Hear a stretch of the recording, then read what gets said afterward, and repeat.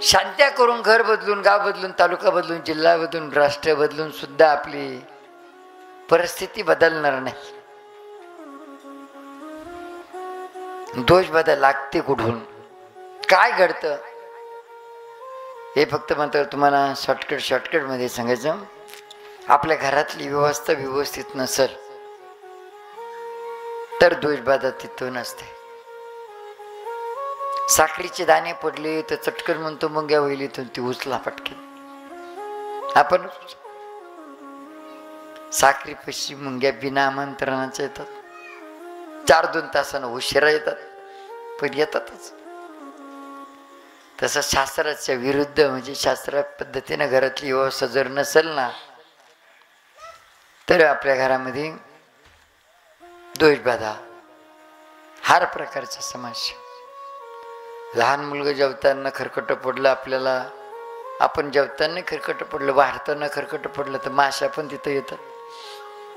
तशाच पद्धतीनं शास्त्र आणि शहाचा एक काना काढला काय होतं? शस्त्र. शहाचा एक काना काढला शस्त्र. मग शस्त्र म्हणजे काय? चाकू, सुरी, कोयता, कुराड बिराड, तलवार बिलवर, भाला बिला.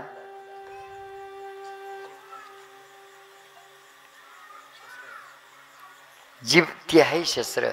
पण दुसरं जे मात्र आज एक उदाहरण आम्ही कायम सांगतो.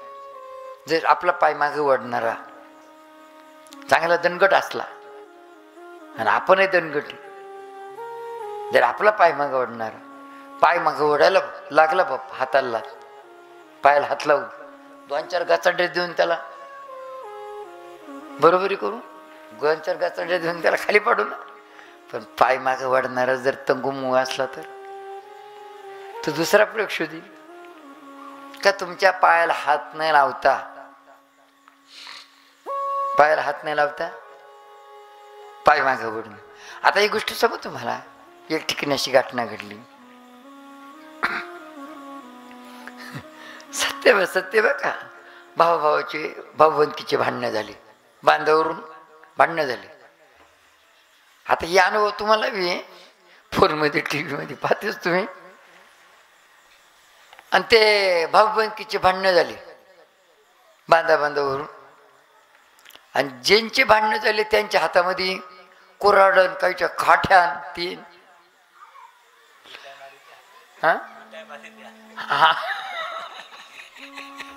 त्याच्यात जे इकडूनची पार्टी गेली ते यांना हाणायला आले, ते यांना हाणायला आले. आता ते यांना हाणायला आले तर यांनी काय केलं, त्यांच्या हातातली काठी कुऱ्हाड ते हिसकलं आणि त्यांनी फोटो काढून घेतले. कार्यक्रम उलटा झाला. म्हणजे तेच मारायला आले कुऱ्हाड घेऊन. समजलं तुम्हाला? म्हणजे ती पार्टी मारायला आली आणि इकडूनचे गेले, यांच्या हातात काहीच नव्हतं, पण यांनी त्यांचं हिसकलं, त्यांनी यांचे फोटो काढून घेतले, दिले केस करून सगळे जेलमध्ये ना. समजलं का? शस्त्र हातात पाहिलं लोक फोटो काढून घेते ना, आपल्याला भजे खायला पाठवून देते. पण इथं मात्र शास्त्राचा काना काढला, शस्त्र झालं. कोणतं शस्त्र झालं? शेतीत उत्पन्न भरभरून येणार नाही, तुमच्या घरात भांडणं होत जातील. याच्यामध्ये एक शारीरिक स्वास्थ्य नाही, हे बिघडन ते बिघडन ते जळण, यालाही पण शस्त्र म्हणते. बरं, याला पण शस्त्र म्हणते. आपण नाही म्हणत का अहो अपमानापेक्षा मरण बरं हो.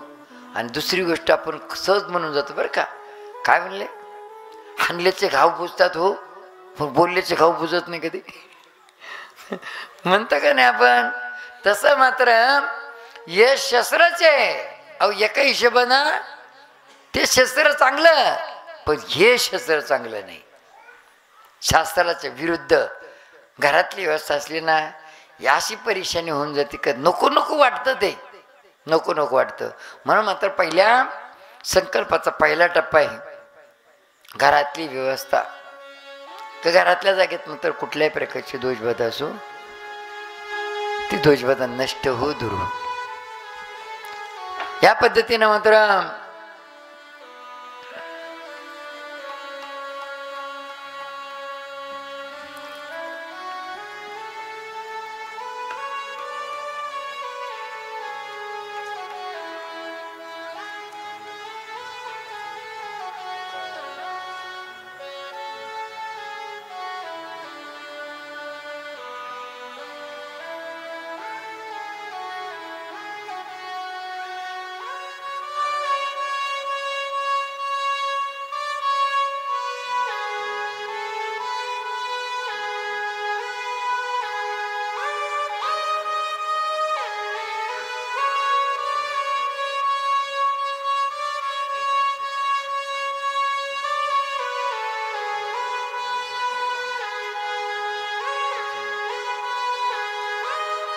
तर म्हणून मात्र अशा पद्धतीनं घरातल्या जागेतली जी ध्वजबाधा आहे ती नष्ट हो, दूर हो. आणि दुसरा टप्पाही आता तुम्हाला हे शस्त्र सांगू राहिलो बरं का. शास्त्राच्या विरुद्ध मात्र शस्त्र कसं असतं. घरातल्या जागेत ध्वजबाधा असली का व्यवस्था व्यवस्थित नसली तर ध्वजबाधा लागते. साखरेपाशी मुंग्या येतात तसं, गाणीपाशी माशा येतात तसं. त्यानंतर आपलं दुसऱ्या टप्प्यात कळत न कळत आपली कोणी एखादी वस्तू ओलांडली, एखाद्या वस्तूवरती पाय पडलात किंवा ती वस्तू ठोकरली, हे पण एक शस्त्र आहे बरं का. हे पण एक शस्त्र आहे. जसे हत्तीला एवढी मुंगी मारते, हत्तीला एवढी मुंगी मारते म्हणून हत्तीचे कान अशी उतरत मुंगी जाऊ देत नाही. मुंगी जायला लागली का ती एका सपाटात खाली. तशी कागदपत्र लावायची पिन असते ना, ती पिन तुमच्या दाण्याच्या रस्त्यात कुठं पडली म्हणजे टाकली आणि ती ओलांडली, ठोकरली का त्याच्यावरती पाय पडला तर करोडोची इस्टेट तुमची शून्यात येईल. हे शस्त्र आहे, हे शस्त्र. म्हणून कळत न कळत आपल्या कोणी एखादी वस्तू ओलांडली, एखादी वस्तूवरती पाय पडला तर ती ध्वजबाधा नष्ट हो, दूर हो.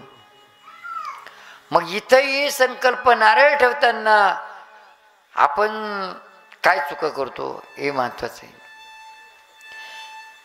हे जे ना इतकं तंतोतंत आहे. तुम्हाला माहिती आहे मोदी सरकारनं जे कार्ड काढलं ना, आधार कार्ड, त्या आधार कार्डामध्ये कळत न कळत आपल्या नावाच्या शब्दाला काना लागून गेला. आपल्या नावाच्या शब्दाला काना नव्हता, काना लागून गेला. आता तो काना काढता तो तेवढाच काना काढता तो काना काढणारा काना होऊन गेला. तरी काना निघाला. तसं इथं सुद्धा तंतोतंत डावी बाजू आणि उजवी बाजू. दुसऱ्या टप्प्यात आपण म्हणलो कळत न कळत आपल्या कोणी एखादी वस्तू ओलांडण्यात आली किंवा त्याच्यावर ते पाय पडला असेल किंवा ती ठोकरली असेल, ती ध्वजबाधा नष्ट हो. मग इथं तुमच्या नखापासून तर उजव्याच बाजूच्या केसापर्यंत, उजवी बाजू तर कळते का नाही, जेवणा हात आपणा सूर्यनारायण तोंड करून उभं राहिलं तर उजवा हात इकडून येतो, डावा हात उत्तरेकडं, उजवा हात दक्षिणेकडे. डाव्या बाजूनं डोळा दुखत असन, कान दुखत असन, गुडघा दुखत असन, कंबर दुखत असन, हात दुखत असन, हाताचे बोटं दुखत असन, तर डाव्याच बाजूचा उल्लेख करायचा. तिथं का डाव्या बाजूच्या पायाने कधी वस्तू ओलांडली असेल किंवा डाव्या बाजूच्या पायाने ती वस्तू ठोकरली असेल किंवा डावा पाय त्या वस्तूवरती पडला असेल, ती ध्वजबाधा नष्ट होतो. फक्त एवढं मात्र तंतोतंत सांगायचं. ज्या टायमाला आता तुम्हाला माहिती आहे तिथं तो मुद्दा कुठे घेतला, कशामुळे घेतला माहिती आहे का? तो मुद्दा कशामुळे घेतला? तो मुद्दा तुमच्या सगळ्या अंगात चमका निघत असेल तिथं तो मुद्दा चालतो. ताप काय एकाच बाजून येतो का? ताप एका बाजून येतो का? थंडी एका बाजून येते का? पुरी अंगात थंडी भरते, ताप पुरी अंगात भरतो. मग ताप थंडी येत असेल तर तो मुद्दा चालेल. जेवण केल्यानंतर उत्साह वाटत नसत तर तरी नसल चप्पळपणा तर मुद्दा चालेल. समजायचं दोन्ही पायाच्या मध्ये ती वस्तू ओलांडण्यात आली म्हणून मात्र असं घडते. म्हणून आणि तिकडून आल्यानंतरही आपलं नित्यनेम टळू द्यायचं नाही. त्या झाडाचं दर्शन करून आपली समस्या सांगायची. तिथं वेगळ्या पद्धतीची शक्ती असते. म्हणून आपल्या घराच्या परिसरात 150 फुटाच्या अंतरामध्ये वड, पिंपळ, उंबर, आंबट, चिंच, रोय, बोर, बेलाचं झाड आणि काटेरी बाभूळ आणि चिकचे झाड म्हणजे पपई पण या झाडाच्या साह्याने सुद्धा पिढालं होतं. म्हणून मात्र हे झाडं आपल्या घराच्या परिसरात असले तर काढणं योग्य. चौथा टप्पा आणि 5वा टप्पा 3ऱ्या टप्प्याला मिळता जुळताय. 5वा टप्पा 3ऱ्या टप्प्याला मिळता जुळताय. 3रा टप्पा आहे कळत न कळत कुठं खाल्ल्या पिल्यात आलं असेल तर ती दोषबाधा दूर हो. आणि 5वा टप्पा जो आहे तुम्ही आमच्या तिकडं 3ऱ्या टप्प्यामध्ये तुम्ही आमच्या तिकडं जेवण करत नाही, नाश्ता नाही, चहा घेत नाही, कमीत कमी प्रसाद तर घेशाल. प्रसादाच्या रूपामध्ये वस्तू आली तर ती वस्तू आपल्या घर परिवारातून सगळ्यांनी वाटून खाली तर एकमेकाच्या घरामध्ये वादविवाद भांडणं होते. पण कोणाच्या परिवारामध्ये भांडणं होत असेल ना त्याच्यासाठी पण सोपे सोपे उपाय. काही घर बदलायची गरज नाही, गाव बदलायची गरज नाही, तालुका बदलायची गरज नाही. फक्त त्याच्यासाठी मात्र काय सांगितलं का चाकू सुरी देताना चिचकळ भाग आपण धरून ठेवायचं, मोठीचं भाग तिकडून कर. आणि मुद्दाम ज्याच्या बरोबर भांडण होते त्याने मुद्दाम आता त्याला फळ खायला द्यायचं. फळ कापायला चाकू आपण धरून ठेवायचं, चिचकळ भाग.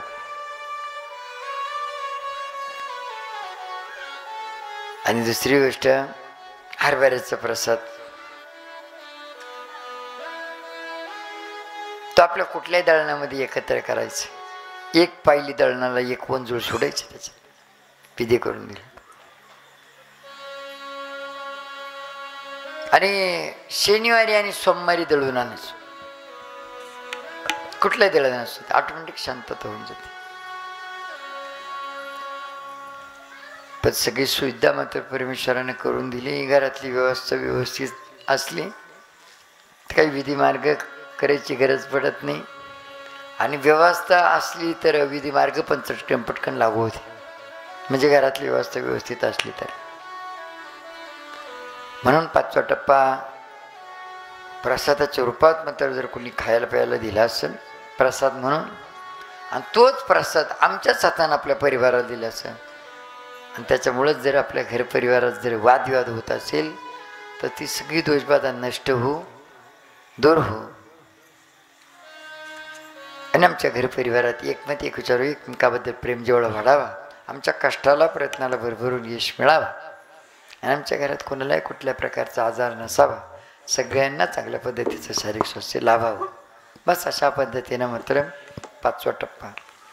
आणि 6वा टप्पा जो ही 3 मुद्द्यात मात्र आपल्याला 17-10 ओळी बनवायची. वरील 5 टप्प्यामधील कुठल्या प्रकारचे दोषबाधा असू नष्ट हो, दूर हो. आणि खाली आता इथंही मात्र कधी कधी चुकतं.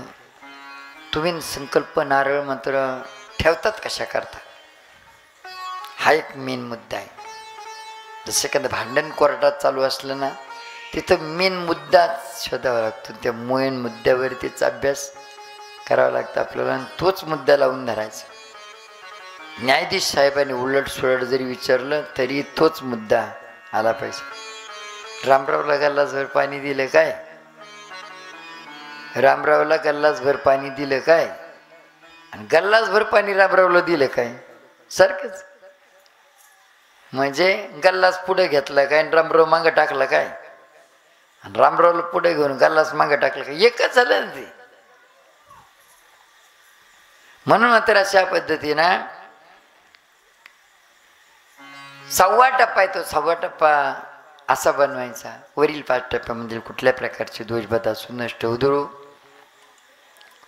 आणि कशा करता नारळ ठेवतो? शेतात उत्पन्न येत नाही त्याच्याकरता, का धंदा पाणी व्यवस्थित चालत नाही त्याच्याकरता, का घरात पैसा पुरत नाही त्याच्याकरता, का दवाखाना करून मात्र शारीरिक स्वास्थ्य नाही त्याच्याकरता, का घरामध्ये एकमत एक विचार नाही, एकमेकाबद्दल प्रेम जिव्हाळा नाही त्याच्याकरता, का लग्न संबंध जमत नाही त्याच्याकरता, का संततीचा अडचण येते त्याच्याकरता,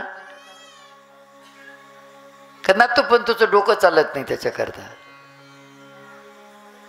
का नातूपंतूला मुलाला नोकरी लागत नाही त्याच्याकरता. म्हणजे हार प्रकारचे वरचे 5 टप्पे बनवले. 6वा टप्पा बनवता आला नसता का मला? 6वा टप्पा बनवता आला असता, पण 6वा टप्पा म्हणजे 72 प्रश्न आहे तुमचे.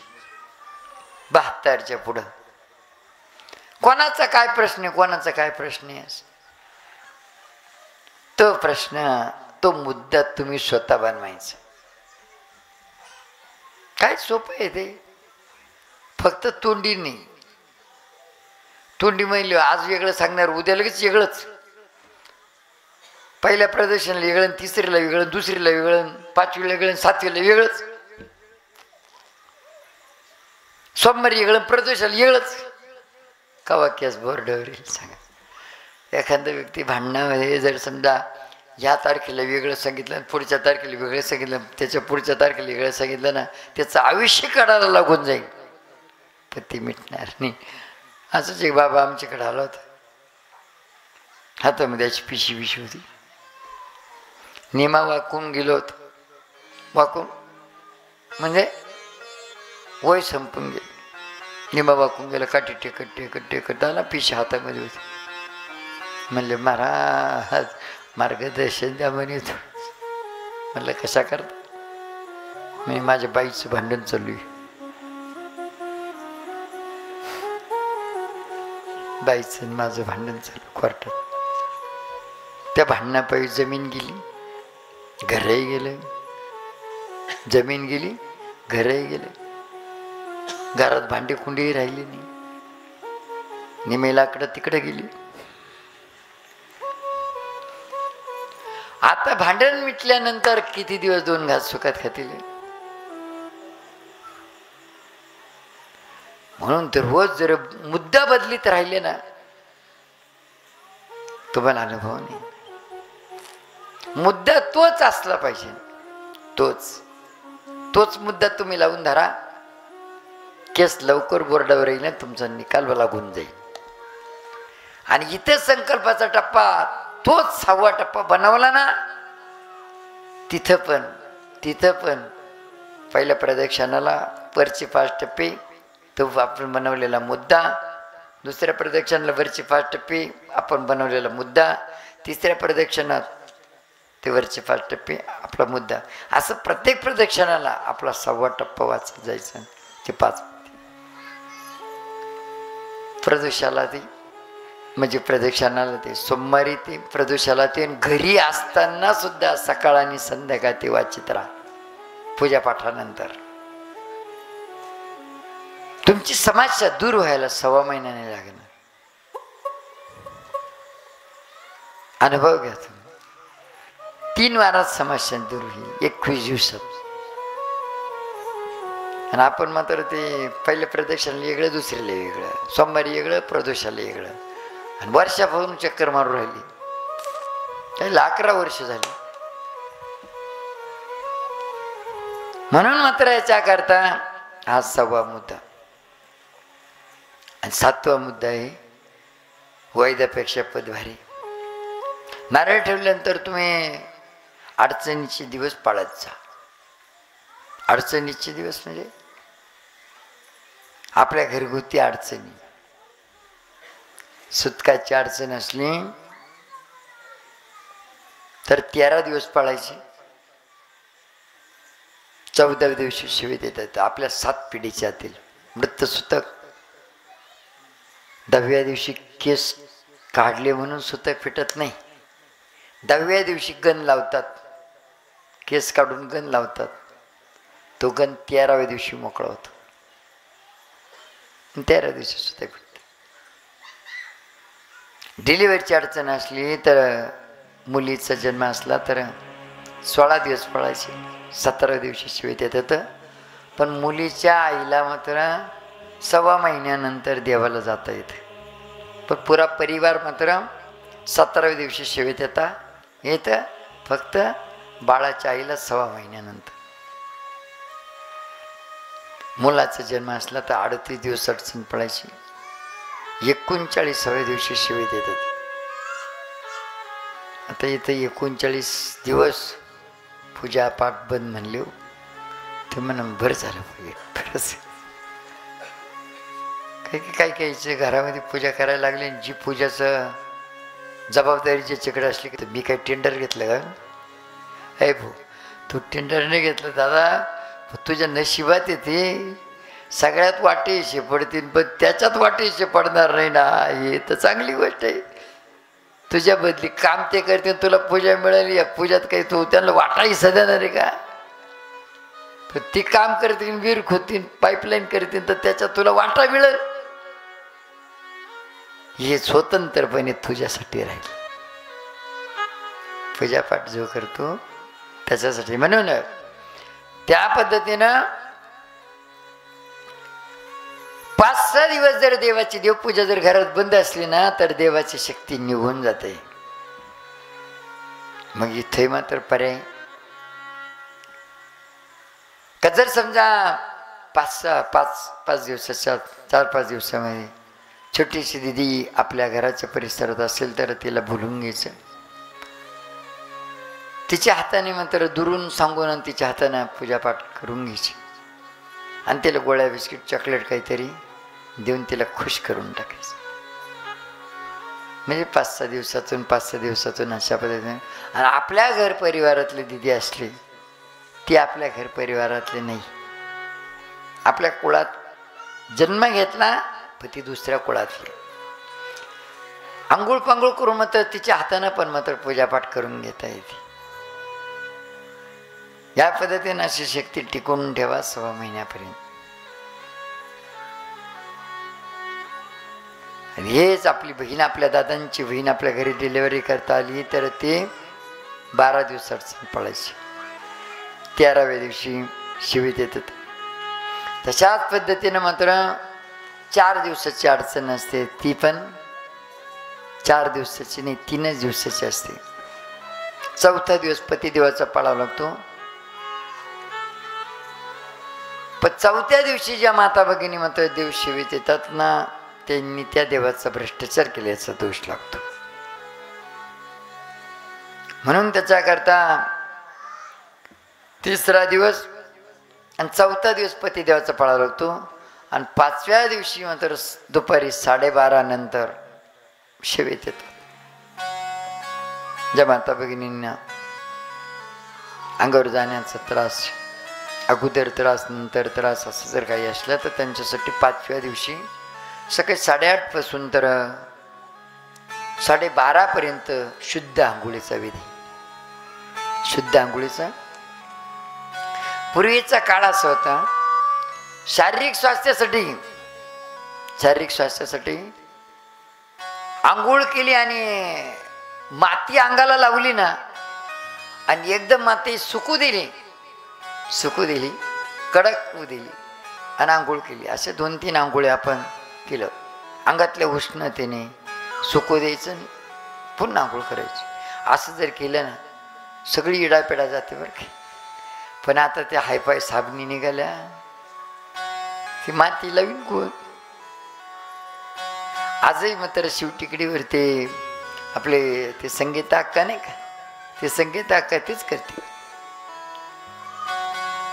कोणी पेशंट आलं, जर पेशंटची जबाबदारी तिच्याकडे जर दिली ना, ती गोमित्रामध्ये शेण एकत्र करील, थोडी माती टाकीन आणि पुरं मात्र अंगाला लावून देईन तिच्या, सुकू देईन आणि आंघोळ घालीन. टणटणीतच झालं पाहिजे पेशंट.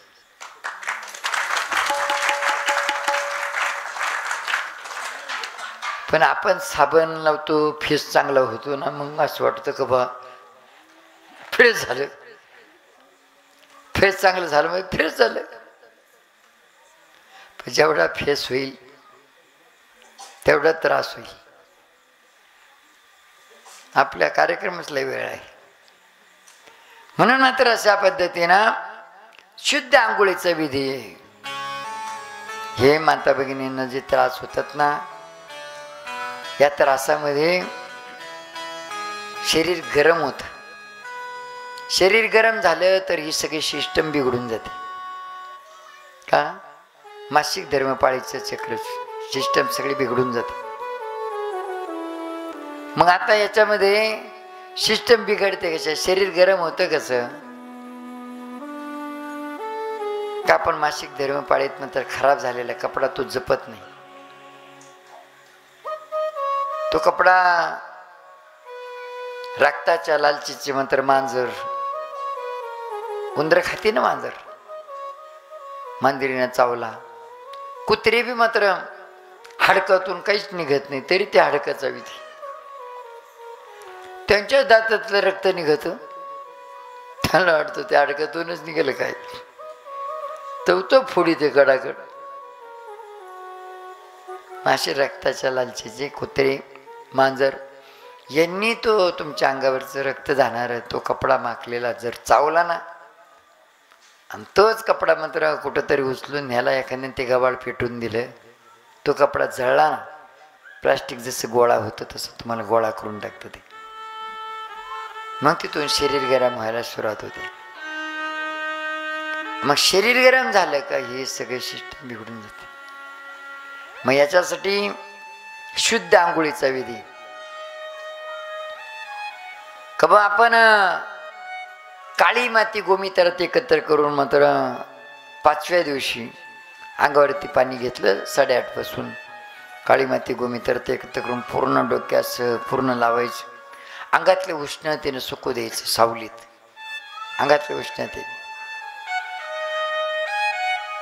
आणि पुन्हा मात्र सुकलं का पुन्हा अंगावर पाणी घ्यायचं, पुन्हा काळी माती गोमित्रात एकत्र करून पुन्हा लावायची, पुन्हा अंगातल्या उष्णतेनं सुकू द्यायचं.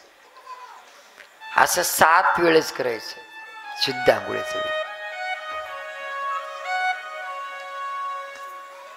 आणि यामध्ये पुन्हा आपल्याला कोरपड असते. कोरपड, ते कोरपडीचं जे घोरपड नाही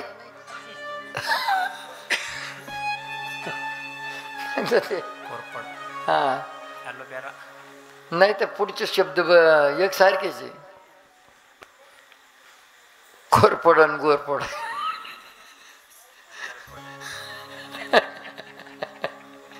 तर ते कोरपड जे आहे तर त्या कोरपडीचं साल्ट वरचं आणि खालचं काढून घ्यायचं. आम्ही हळदीचा प्रसाद विधी करून तो उष्णता कमी व्हायसाठी. अशा याच्यावरती मात्र किती बी विलाज केला ना तरी तुमच्या अंगातली उष्णता जोपर्यंत कमी होत नाही तोपर्यंत ही समस्या सुटत नाही. म्हणून कोरपडीचं साल काढून आपल्या ज्या बर्फीच्या वड्या बनवतात अशा वड्या बनवायच्या थोड्या थोड्या. आणि हळद विधी करून दिली का ती हळद भाजून घ्यायची, भाजून घ्यायची आणि ती वडी खालून वरून सगळ्या बाजूना मात्र हळद माखवायची दाट एकदम. आणि ते मात्र जेवणाच्या अगोदर मात्र खात जायचं. सायंकाळी 5:30ला बी आणि सकाळी पण जेवणाचं 2-3 तास अगोदर. पुन्हा दुसरा प्रयोग होईल. चुलं कुठेही पेटवलं, चुलं पेटवतो ना आपण, त्या चुल्यातली राख गोमित्रात एकत्र करून तुमच्या तळपायाला लावायची. तो एक विधी. आणि आणखीन एक आपलं डोकं दुखत असलं ना, ते डोकं दुखत असलं तर त्याच्यासाठी सुद्धा मोहरीचं तेल जे आहे ना तर ते तळपायाला लावलं ना, मोहरीचं तेल तळपायाला लावून चोळलं तर डोकं बरं होतं. असं पण विधी. म्हणून अशा पद्धतीनं जर समजा आपल्या शारीरिक स्वास्थ्याबद्दलचं मार्गदर्शन आहे 5वा आणि 6वा दिवस ती आठवण नाही राहिली तर ही आठवणी ठेवा, या आठवणी ठेवा. मग याच्यामध्ये शरीर गरम होतं तर तिरून सिस्टम बिघडते. याच्यात मात्र आणखीन जर कोणाची काही शंका असली तर मात्र याच्यामध्ये विचारू शकते. याच्यात आणखीन विधी मार्ग आपण सांगूया. म्हणून याच्याकरता मात्र कपडा जपायचा तो, आणि तो कपडा कुठेतरी खड्डे करून बुजून द्यायचा, त्याच्यावर ते दगड ठेवून द्यायचा, म्हणजे अशी समस्या निर्माण होणार नाही. आणि कुठल्याही प्रकारचा रंगीन कपडा वापरायचा नाही. रंगीन एकदम खादीचा, जुने लोक जे कोपरीला वापरत होते तो कपडा वापरायचा. एक गोष्ट पुन्हा तुम्हाला याच्यामध्ये सांगणार आहे. तर माता भगिनीच्या मासिक धर्म पाळीच्या कालावधीमध्ये अग्नीचा आणि त्याचा शत्रुत्वाचं म्हणजे काय म्हणतात त्याला, शत्रुत्व हे 36 चाकडा आहे. जसं आता लाईट ही पाण्यापासूनच बनवली, पण वल्ल्या जागेवर उभं राहून वायर शॉर्ट सर्किट असं होऊ शकतं. लाईट पाण्यापासून बनवली तरी वल्ला त्याचा 36 चाकडा आहे. म्हणून अग्नीचा. ज्या माता भगिनींना मासिक धर्मपाळीच्या कालावधीमध्ये चुल्याजवळ गॅसजवळ बसून नंतर त्या स्वयंपाक करते ना, पुन्हा त्रास होतो जास्त. तेवढ्या 4 दिवस मात्र गॅसजवळ शेगडीजवळ बसणं टाळायचं, आणि कुठल्याही भांड्यामध्ये जेवण करायचं नाही, भांड्यात नाही. तेवढ्या 4 दिवस मात्र पत्रवाळीवरती जेवण करायचं, कुठल्या धातूच्या भांड्यात मात्र जेवण करायचं नाही. आणि शक्यतो मात्र आपल्या अंगावर मात्र जांभळ्या रंगाचा पाहिजे, तर त्याच्यामध्ये सुद्धा मासिक धर्मपाळीच्या कालावधीमध्ये जांभळ्या कलरचा कपडा मात्र वापरायचा, तर ते निरोगी होतं. म्हणून मात्र अशा पद्धतीनं हे, आणि झाडाला स्पर्श करायचं नाही, झाडाला पाणी टाकायचं नाही, या गोष्टी पाळायच्या. असं जर केलं आणि हे पथ्य तुम्ही जर पाळले ना, निश्चित तुमच्या जीवनामध्ये सुख शांती अनुभवाला येईल. म्हणून या पद्धतीनं मात्र असं संकल्प माहिती चिटप्पी, यामध्ये पवित्र पाळणं खूप महत्वाचं. जिथं पवित्रता नाही तिथं आसुरी शक्ती प्रभाव टाकते. एखाद्याची लाग बिलक झाली, आपल्याला त्यांच्या घरात परिवारात अडचणी, आपण देवाला स्पर्श केला, आपण देवाला नाही एखाद्या व्यक्तीला स्पर्श झाला आणि ती मंदिरात गेली ती व्यक्ती, तरी दोष आपल्याला लागतो.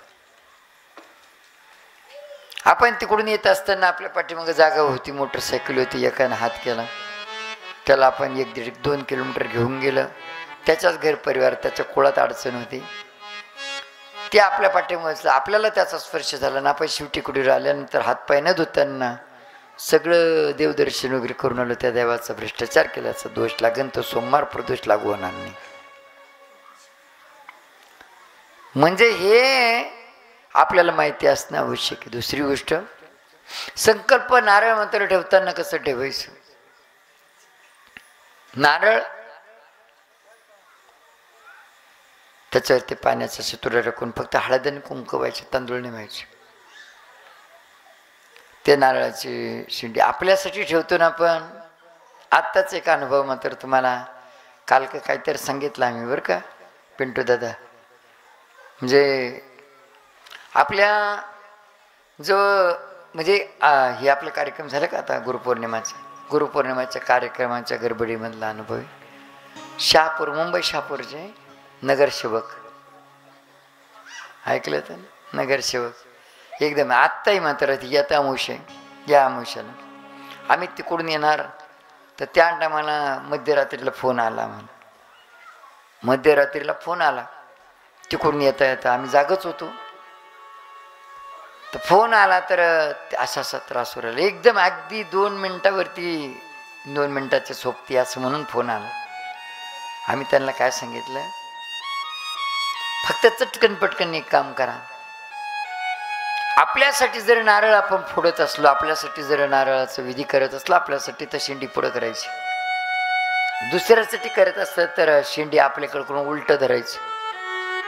त्यांना म्हणलं एक नारळ घ्या, त्याच्याच वरती पाण्याचा चितुडा टाकून त्या पेशंटवरून, ते काचात होतं, काचात बरं का, आयशी काहीतरी म्हणते, त्याच्यात होतं, नाकाला नळ्या लावायला होतं. कसं तर तडफड तडफड करायचं. काचामध्ये सुद्धा त्यांचं असं उलट उतरून त्यांच्या पायाकडं त्यांना म्हणलं असे कोरा रुमाल ठेवा, असा कोरा रुमाल खाली, आणि त्याच्यावरती दगड ठेवा, असं उलट उतरून आणि तिथं नारळ फोडा एकाच टोल्यामध्ये, आणि ते कपडा ते दगड ते नारळ असं गुंडळून दक्षिण दिशेकडे ठेवून द्या. आणि एक नारळ असंच मात्र उलट उतरून घरातलं दिवस ठेवा. पुन्हा 10 मिनिटात आम्हाला फोन आला, बाबाजी म्हणजे त्यांची हालचाल बदलली आणि ओळखलं माणसाला त्यांनी. आला जन्मी हो गयावा, एक शब्द खरा व्हावा. आला जन्मी हो गयावा, एक शब्द खरा व्हावा. माझ्या मरण आधी मला शिव टेकडी दावा. माझ्या मरण आधी मला सोमेश्वर दावा. एक जन्मी योग यावा, आला जन्मी योग यावा, एक शब्द खरा व्हावा. आला जन्मी योग यावा, एक शब्द खरा व्हावा. माझ्या मरण आधी मला शिव टेकडी दावा. माझ्या मरण आधी मला सोमेश्वर दावा. माझ्या मरण आधी मला शिव टेकडी दावा. मरण आधी मला सोमेश्वर दावा. अगदी सुंदर. हे गीत कोणी रचलं तर ते हा तुकाराम महाराज. हा